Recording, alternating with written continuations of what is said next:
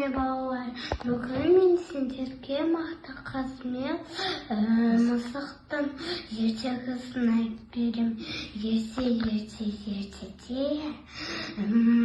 мақта қазмен мысық өмір өсіпті.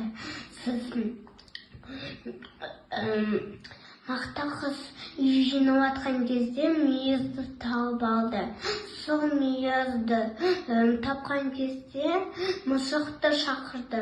Мысығым, бері кел, мен саған мүйіз берем деп айтты. Сосын мысық келген жоқ. Сосын мақта қыз ашуланып өзі жеп қойды. Сосын мысық келіп айтты: мақта қыз, не үшін сен мені шақырдың деп айтты. Енді мақта қыз айтады: мен үй жинап жатқан кезде мүйізді тауып алдым. Сен шақырайын деген кезде сен келмей қойдың, сосын өзім жеп қойдым деп айтты. Сосын мысық сүтті төкті. Мақта қыз мысықтың құйрығын жұлды. Сосын мысық жылап айтты мақта қызға: мақта қыз, маған құйрығымды берші деп айтты. Мақта қыз жоқ деп айтты. Сосын жылап сиырға барып айтты: сиыр, маған сүт берші деп айтты. Сосын сиыр айтады: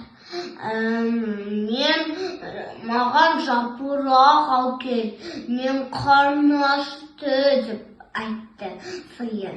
Сосын ағашқа барып айтты ағашқа: ағаш, маған жапырақты берші деп айтты. Сосын ағаш айтты: онда сен маған су алып келу керексің деп айтты ағаш. Сосын мысық қыздарға барады. Сосын қыздардан айтады: қыздар, маған су беріңдерші деп айтты. Сосын қыздар айтты: онда сен біздерге сағыз алып келу керексің. Сосын мысық барып дүкеншіге барды. Айтты дүкеншіге: дүкенші,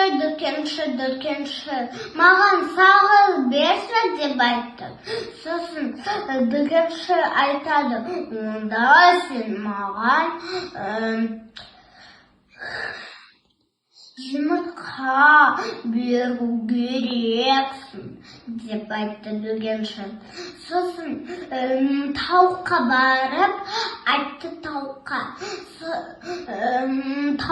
тауықтар, маған не беріңдерші? Жұмыртқа. Солай айтты мысық.